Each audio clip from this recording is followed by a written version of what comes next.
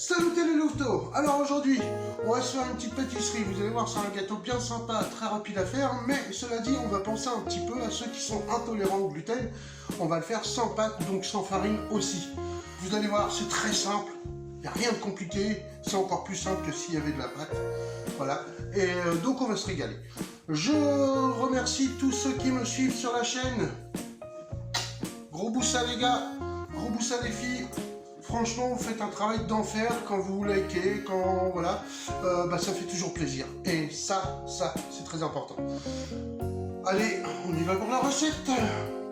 Donc, pour cette amandine aux pêches, nous aurons besoin de poudre d'amande, 125 grammes, de l'amande amère, un peu de sel de Guérande, 3 œufs, on va dire 2-3 bouchons de rhum, ça dépend pour ceux qui aiment bien le goût.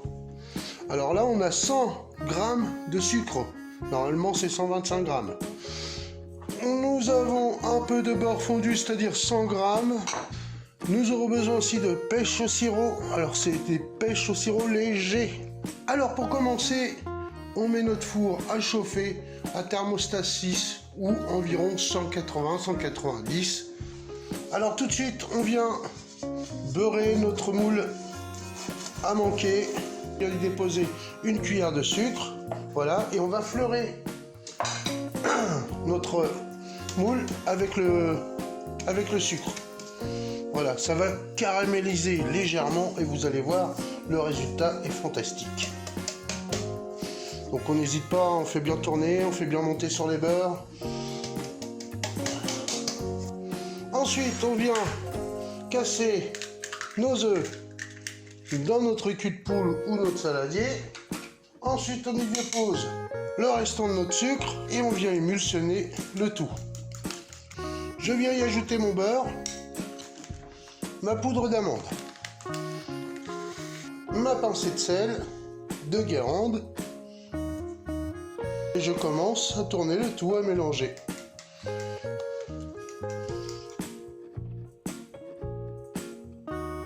Vous pouvez y ajouter le rhum et environ 1 à 2 cuillères, 2 cuillères à café, je précise, d'amande amère.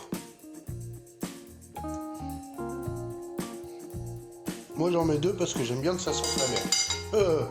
L'amande. Elle est pas mal celle-là, tiens, je la referai.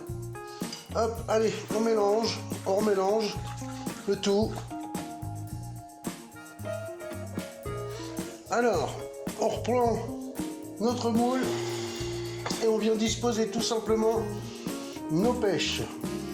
Et là, hop, on vient verser notre appareil, voilà, tout simplement, sur les pêches. Et on se dépêche. Oh, celle-là n'était pas obligée. Voilà. Et là, on enfourne pour au moins 30 minutes en surveillant.